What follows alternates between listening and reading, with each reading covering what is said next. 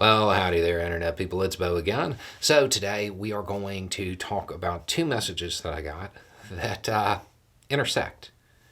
And they deal with messaging and red states. They were both in response to that video about the Democratic Party not being great at messaging. One said, I don't like that you said that. It's just running the wrong candidate in the South. They're red states. You can't win in a red state. The other one was a question that basically asked, hey, if there was one piece of messaging you could give to the Democratic Party, what would it be? A campaign to explain that there's no such thing as a red state. Not really. So, the person who sent the message about not being able to win in the South because they are red states came from Texas. So, we're going to use Texas as our example. Now, real quickly, I ran all of the numbers I'm about to go over. For Texas, I did the same thing for like Alabama and West Virginia. Generally speaking, there aren't any places that are statistically a red state. They exist, but it's places like Wyoming and Utah. Okay, they're not really the southern states. So in Texas, the last statewide election, right? Abbott won. He got 4.4 million votes. O'Rourke got 3.5 million votes. That seems pretty insurmountable right there. Almost a million votes. If you calculate it out to percentages, Abbott got 54.8%.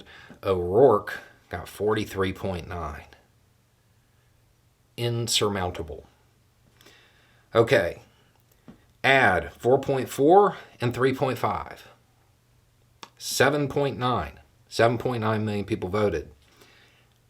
How many registered voters does Texas have? 17.7. 17.7, leaving roughly 10 million voters up for grabs there. So if you just took the normal percentages here, the Democratic Party under O'Rourke, who I would suggest is one of those candidates who lined up with the party planks, but not so much for the geographic area they were running in. O'Rourke, very open about being anti-gun in Texas. That hurt him a lot.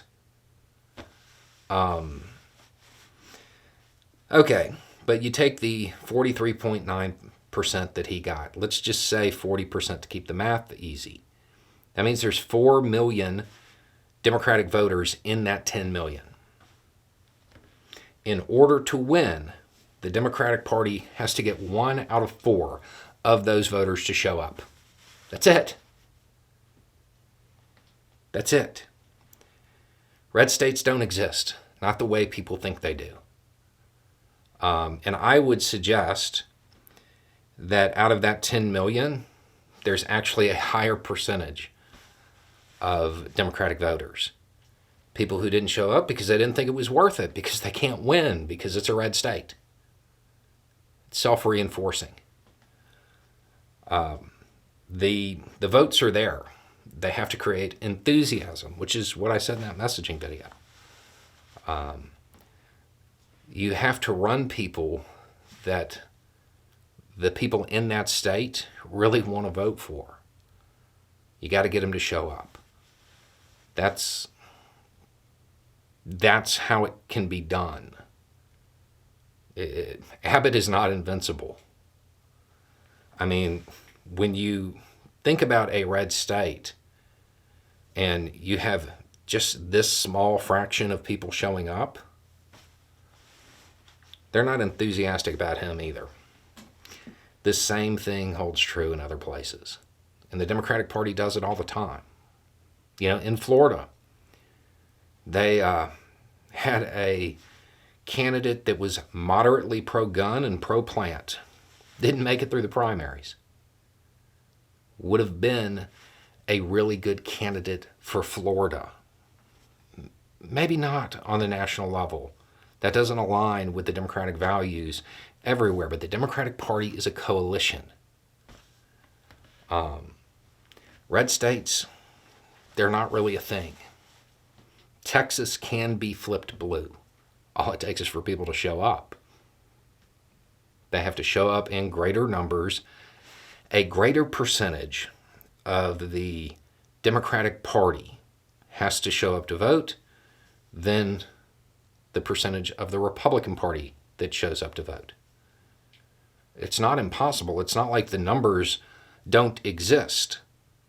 There are enough Democratic voters in Texas to beat a statewide Republican candidate there, assuming normal turnout for the Republican Party. The Democratic Party has to create enthusiasm. You know, MTV did that thing, Rock the Vote, trying to get people to show up. The Democratic Party needs something like that nationwide. Friends Don't Let Friends Vote Alone, something like that, to encourage people to take others to the polls. If you want messaging for the Democratic Party, that's it. Because there are a lot of places that are just written off. You can't win here. Yeah, you can. Yeah, you can. It's harder, but you can totally do it. That's what they need to focus on. You flip Texas blue once, you're going to watch the Republican Party suddenly become a lot more progressive with a lot of policies. They're still going to be conservatives, but they're going to realize the tides are changing. If there's one thing that matters, because again, I'm not actually a Democrat, I just care about progress, that would be my move, because it'll speed things along. If you can pull something off like that in Texas, especially during a national election, rob them of those electoral votes, oh, believe me, the Republican Party will notice. And it's not out of the realm of possibility. It's not out of the realm of possibility, even with those numbers. 1 million votes can be made up. The number of voters in Texas are there. It can be done. Anyway, it's just a thought. Y'all have a good day.